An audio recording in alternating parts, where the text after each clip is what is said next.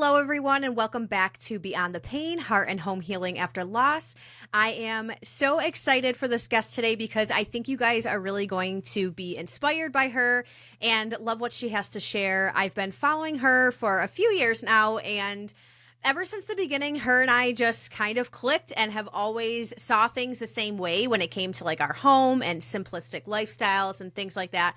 So today I have with me Instagram influencer Stephanie Dulgarian. Stephanie, thank you so much for being here today. I'm so excited for this. This is going to be so great.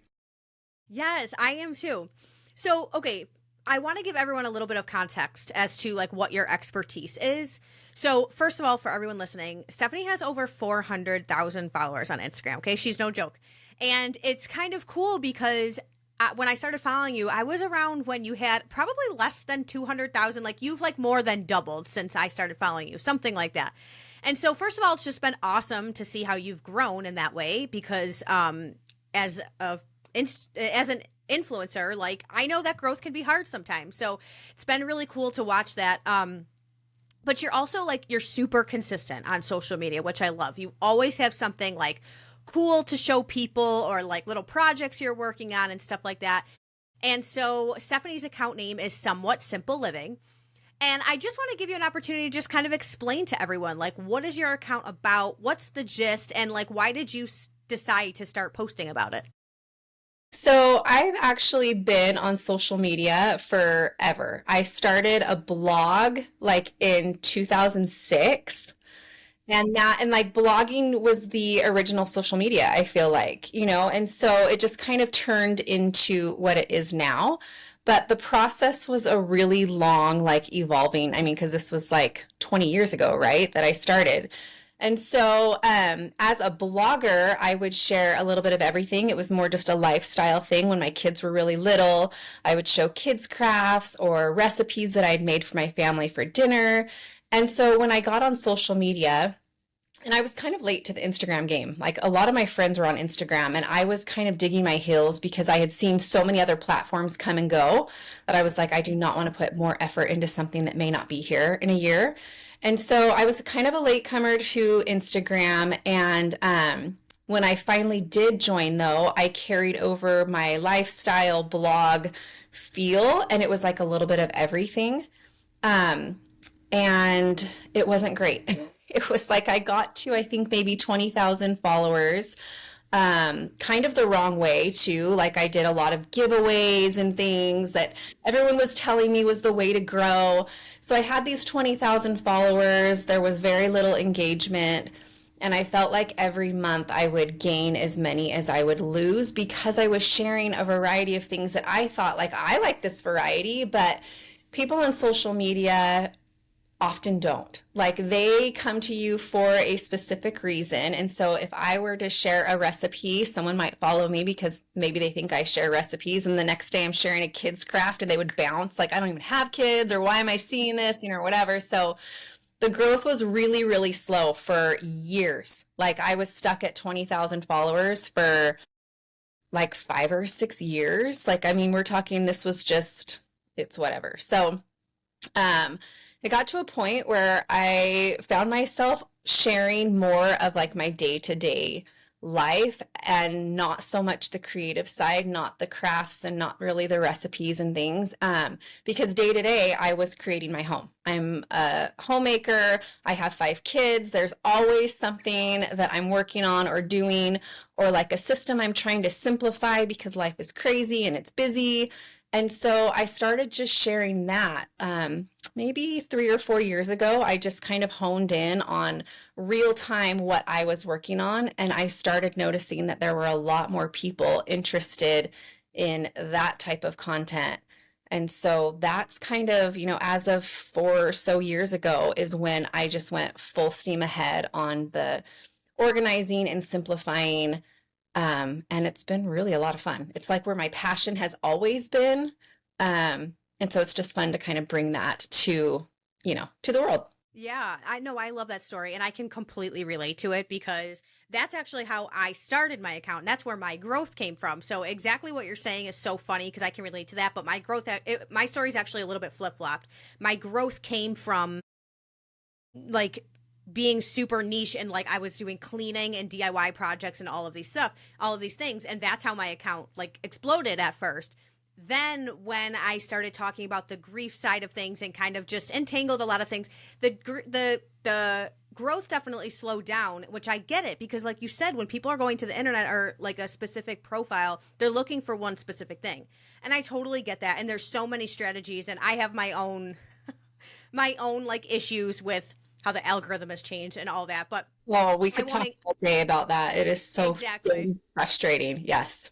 It's so frustrating, but I won't get into that right now because most of the people listening are probably like, what are you talking about? But Yeah. that's okay. But I love everything that you just said. And it's so relevant because, like you said, you're a mother, you're a homemaker, you have 5 kids, like life is busy, yet you have come up with these, simplistic systems and routines to keep your home looking beautiful, but not only beautiful, but organized and a well oiled machine. And that's what I love.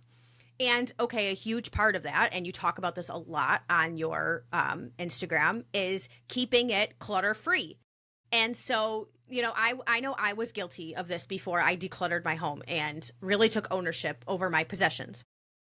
I would look at accounts like yours and go like, oh my God, like I want my house to look like that. And it's so organized and so streamlined and, it's so aesthetically, pleasing. So, you go out and you buy all the organizing bins and the Yeah. labels and the neutral organizing containers, and Yeah. all these things. And you try to implement all of these organizing strategies. And I know people listening are like, that's me. I did that. And it doesn't seem to work, or it works for a little while and it doesn't stick long term. And so what I've learned over the years, and I know you talk about this, is that it's because if you don't declutter first, if you don't get rid of that excess first, no amount of organization bins are going to keep your home in check. It's just not. Yep. And that's at least my experience. But so I want Clutter to know, is in a that the pretty same bin. for you? Oh, sorry. Clutter in a pretty bin is still clutter. Yes. Like bottom line. So, and if you are not purging before you're organizing, you're just moving stuff around. Exactly. I mean, that's what it comes down to. Yeah, I love what you just said. Clutter in a pretty bin is still clutter. And that's so true because people think that these organizing solutions is the solution to their problem. And really, all you're doing it is, like you said, is just giving it a pretty bin to just sit in. And it's like, okay, now my clutter went from on the counter to this pretty bin. And pretty soon you're going to have the clutter in the pretty bin, and you're going to have clutter around the pretty bin, and you're going to have clutter on the floor next to the pretty bin. Like if you are not getting rid of stuff, it's really not going to be pretty for too long. Yeah, for sure. Oh my gosh, so well said. So my question is do you have some sort of consistent decluttering routine in your home? I wouldn't say that I have just one certain method that I go off of, but what I do is at the beginning of every year, I make a little note in my phone on just the little note app, nothing fancy, and I write down a list of every room in my house, every space in my house, and I put a little checklist of things that I want to improve in that space. And this just kind of gives me a guideline, like when I'm trying to decide what I have the time or the finances to do that week or that month, I can go to this list and I can check things off as they get done or whatever. And so for me, I like to work on one space at a time from start to finish.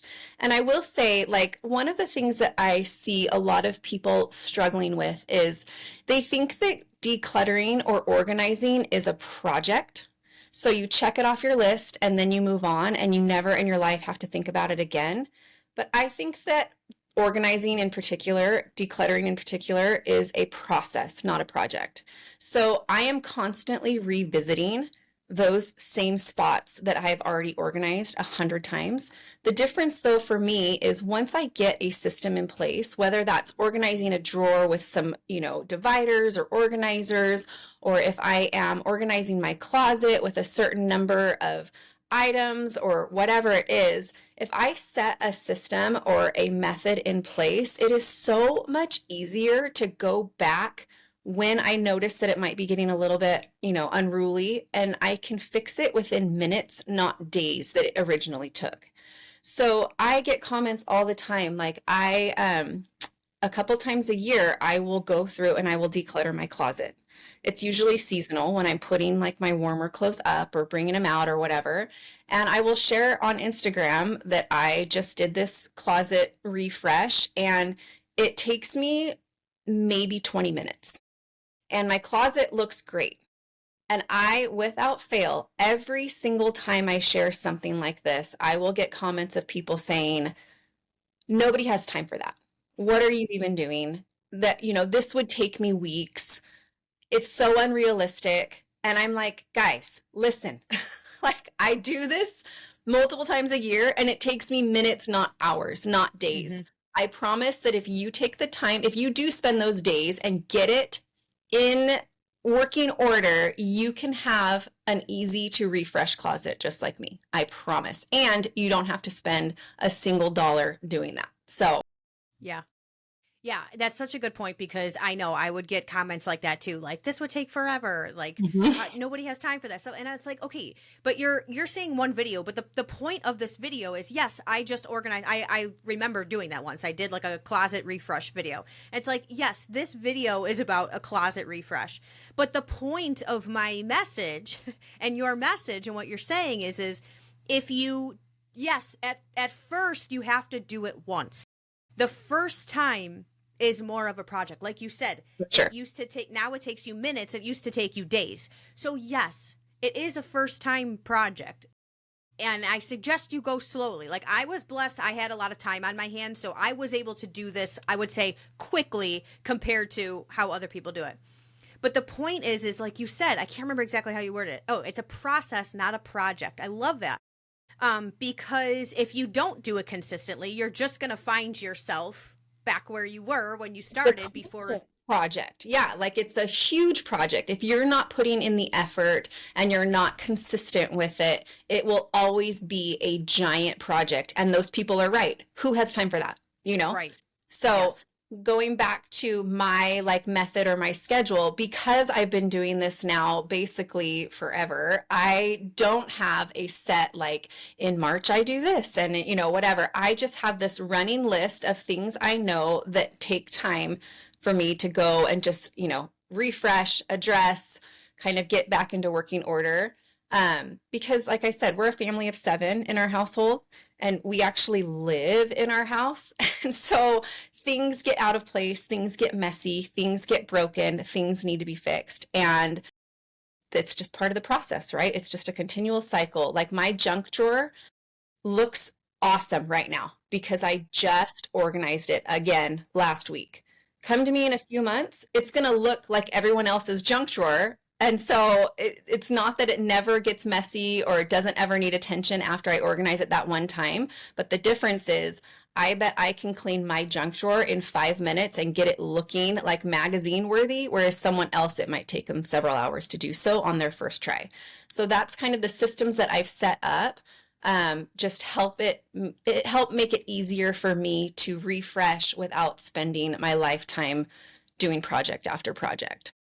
Yeah. I love that you mentioned the junk drawer thing because I actually had it on my list of topics I wanted to talk about because you talk about a junk drawer often, which I know probably sounds funny to people, but I love that you talk about it because it's something that like maybe a lot of other home organization accounts might be against, like the ones that you see that are very like, just super cookie cutter looking houses that you would see. They're very much against it.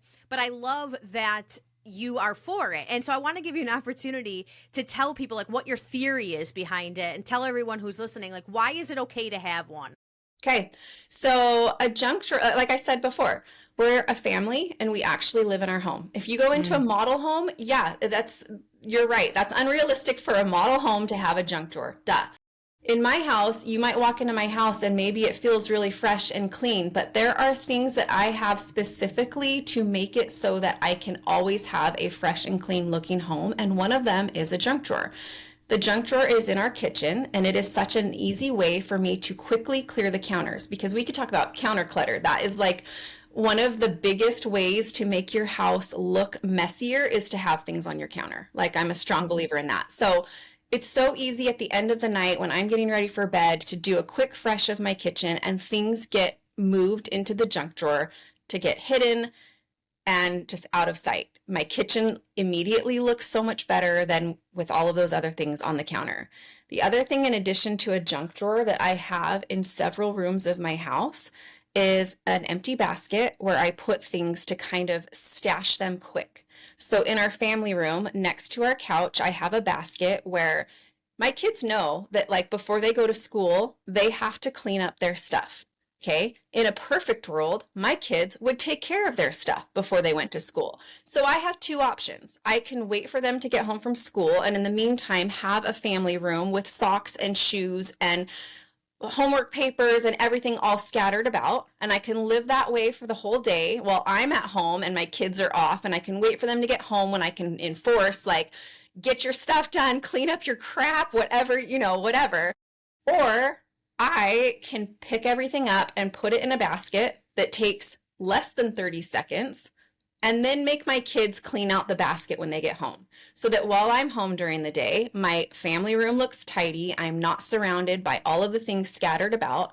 And so I would say, in addition to a junk drawer in your kitchen, having a basket where you can stash things, whether it's waiting for your kids to get home and clean up their own things, or you have company coming over and you have 5 minutes to get your sitting area looking good, get a basket where you can stash something and you just kind of contain that clutter until you can readdress it when you have more time or you have more helping hands.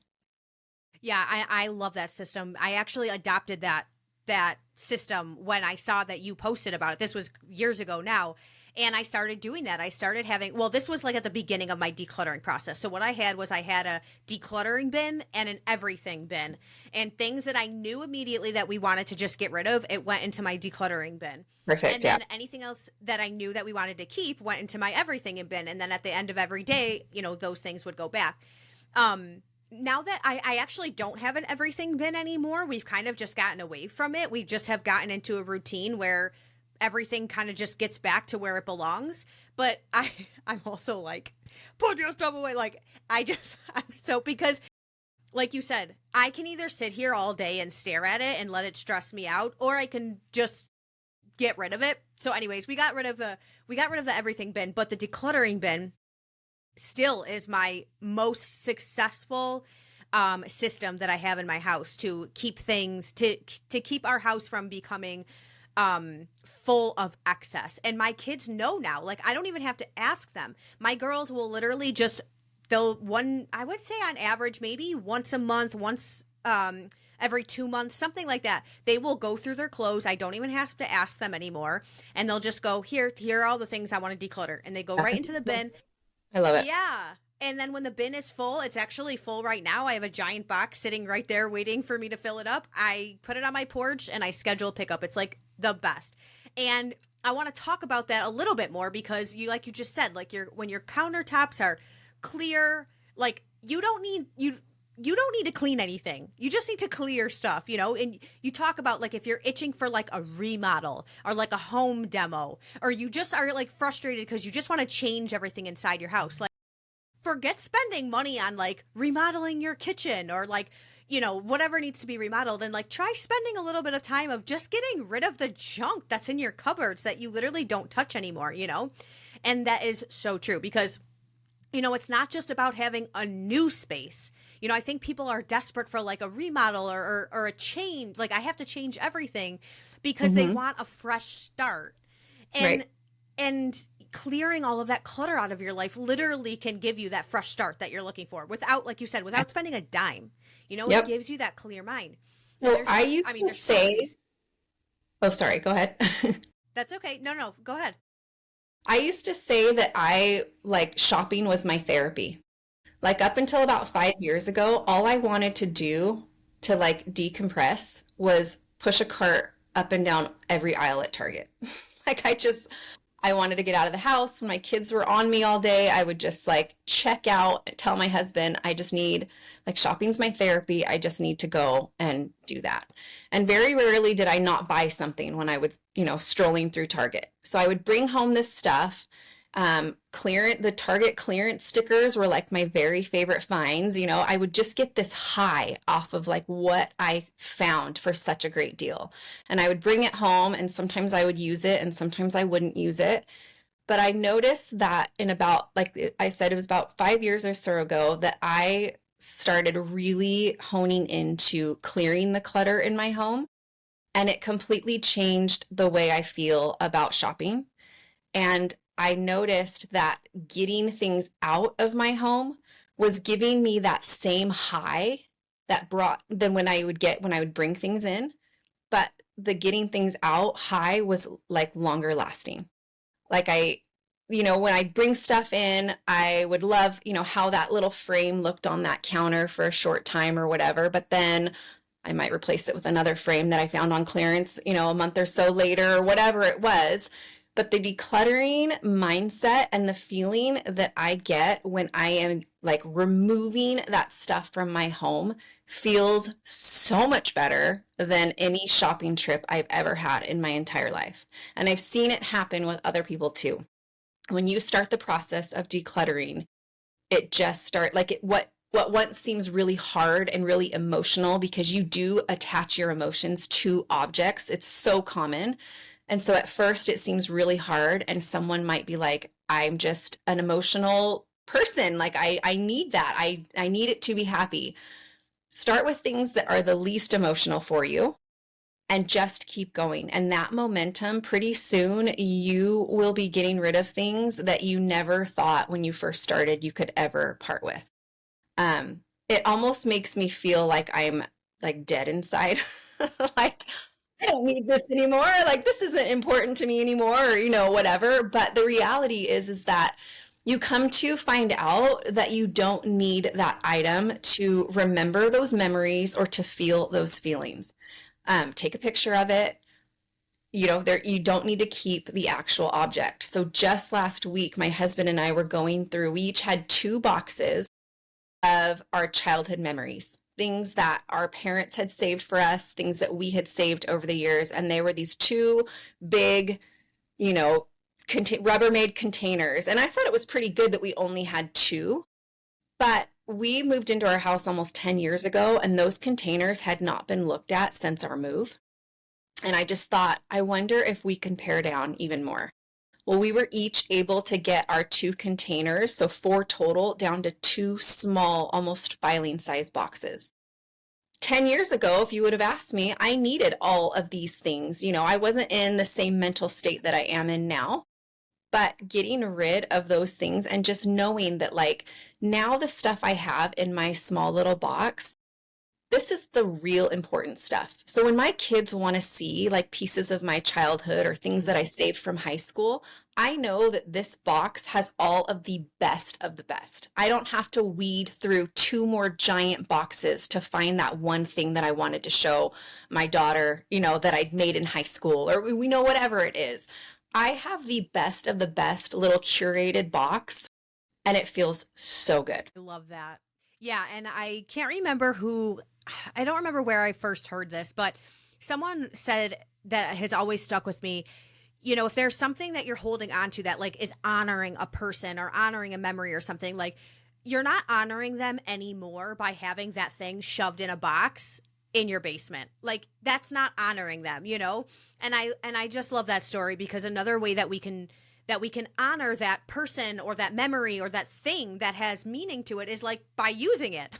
Like if it's something that's really important, like what good is shoving it into a box and putting it into storage? Like bring it out and use it. I'm not talking about things that are like sentimental things when you were a kid, but I'm talking about, you have your like when my grandma passed, she was like obsessed with blue glass. So she had all of this blue glass. Okay, well, I took it and I was like, I can either bury this in my basement as a memory or I can display it somewhere in my house and put flowers in it, Sure. And so it's just kind of that mindset.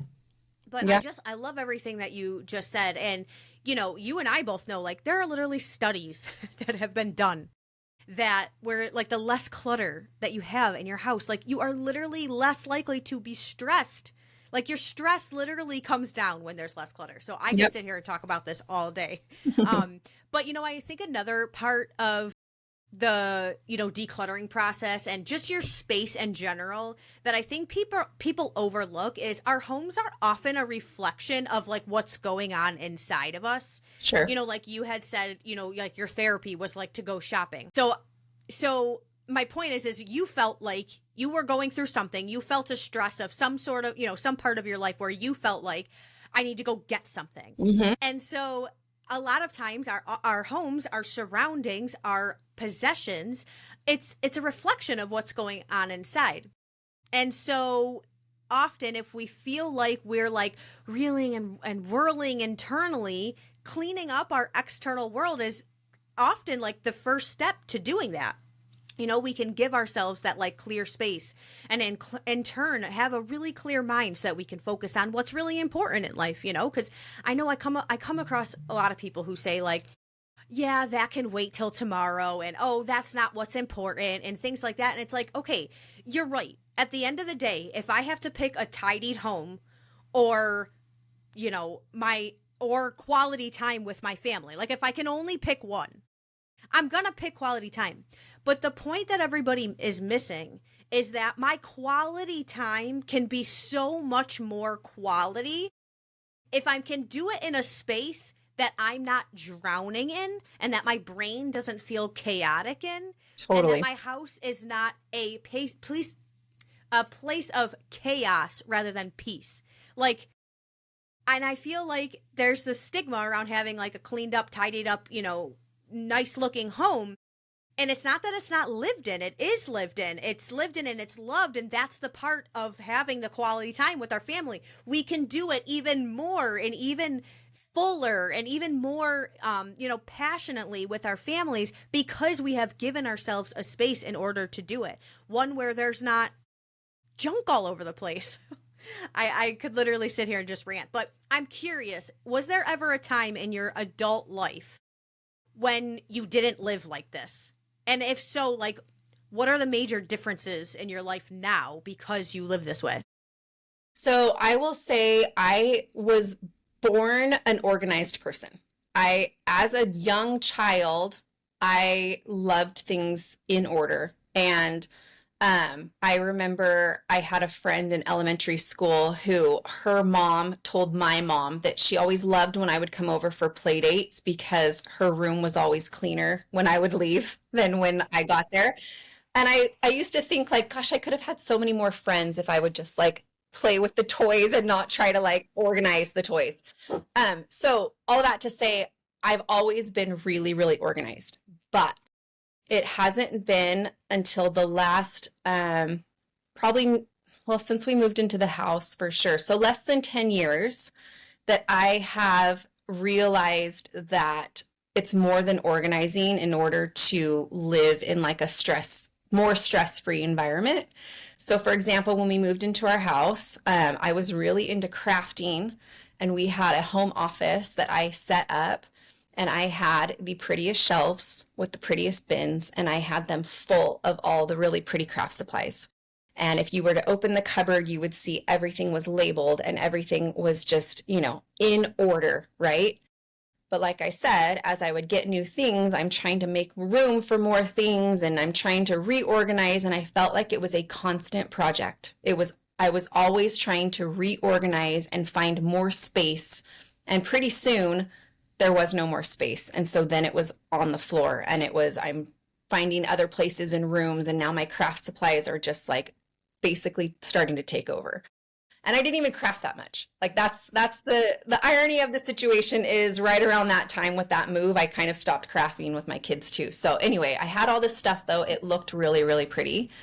And it wasn't until I decided that I didn't want to keep rearranging this clutter, this pretty clutter, but it was still clutter. And so that's when I started decluttering. So yes, even though I have been organized my entire life, in the last decade only is when I have come to realize that less stuff really is key to less stress, less mess, and it just feels really, really good. Relate to that so much because I was that friend. Like I don't remember how old I was, but I was younger. I got like cleaning supplies like for my birthday. Like I've been that person too. Like it wasn't always necessarily in the organizing world, but it was definitely in the cleaning world, which organizing just kind of comes with that a little bit. And I was in the professional cleaning world for over 12 years. And so I was always that person too. Like my best friend growing up, I was super type A and she was super type B. And so it's just, I can relate to that story so much. My best Um, friend that I've been best friends with since kindergarten and we went all through high school together, she just commented on my Instagram not too long ago. She's like, "Do you remember in high school that one night you came over to my mom's house and we were supposed to go," and I forget where she said, and she's like, "But you convinced me instead to stay home and we rearranged my room and changed all the furniture." And I was like, "I don't remember that, but it sounds like something I would have done." So, yeah, that's just how it is. Yep. that's so funny. Oh my gosh, too funny. Um, okay, so you recently put out a post that when I read it, I was like, oh my gosh, every woman, mom, homemaker, like needs to hear this because I'm sure they can relate to it and benefit from hearing this in some way. So I'll just read it. The post said, "Your house isn't a permanent disaster. Your brain is just on strike. You're not lazy. You're not a mess. You're just overwhelmed. And when you're overwhelmed, everything feels like too much, even things like simply emptying the dishwasher." And moms, especially, I'm sure you can all relate to that. At the end of a crazy day, when all you want to do is just sit down and check out and whatever, even to the smallest of things, like smallest of tasks, like emptying the dishwasher, which is really not that complicated. But at the end of a day like that, it feels like this massive thing. And then you go on to say, like, you don't need these massive, long, spreadsheets of to dos of all these things that you need to accomplish around your house to make it better, or this crazy cleaning guide that's going to change your life. Because I feel like a lot of moms feel like there's so much to do, but it's overwhelming. So I'm not going to do any of it. So what you say is you simply just need to take one task per day to start helping you feel less overwhelmed. So I just want to talk about that a little bit. What your main message is behind that post and what you're trying to get across to the moms and the homemakers who are just so overwhelmed. Well, I realize that not everybody has the same path in life. I realize that not everybody has the same schedule during the day. I'm fortunate that I work from home. And so on my lunch break, I can be doing a project and I can be posting on Instagram. Whereas people who don't, or, even having like little babies and things, like I'm past that stage of life to where I do have, I guess you could say, more time or more flexibility in my schedule than a lot of people. So I get comments almost every single day, messages from people who are like, "Okay, that all sounds great, but I am literally drowning. Like, what do I do?" And I feel like I've had days and periods in my life where I have felt the same way, whether it's, I mean, I had 5 kids and a couple of my babies were the biggest criers, 2 of them in particular. I don't remember their first 6 months of life. I don't know how I even survived that newborn stage. I get it. Like there is a time and a season for everything. And when you are looking at these influencers on Instagram who are like, "Oh, just organize your junk drawer. It might take you a few hours, but then it'll take you just 5 minutes the next time." And you're thinking, I don't even have 2 hours. Like, how am I going to do this? And the more you see these people, or the more you even are like hard on yourself to, this project list that is a mile long and you're just not getting to it. I feel for those people. I've been there. I know that that is like a real paralyzing feeling and a real paralyzing place to be.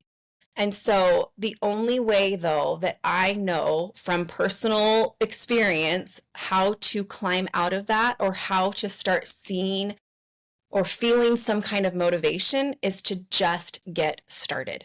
Take one step. And it could literally be the simplest step that you think is going to make no. I'm talking if you are on social media messaging me right now, I know you have 5 minutes. Okay. I know if you are messaging me, you have 5 minutes.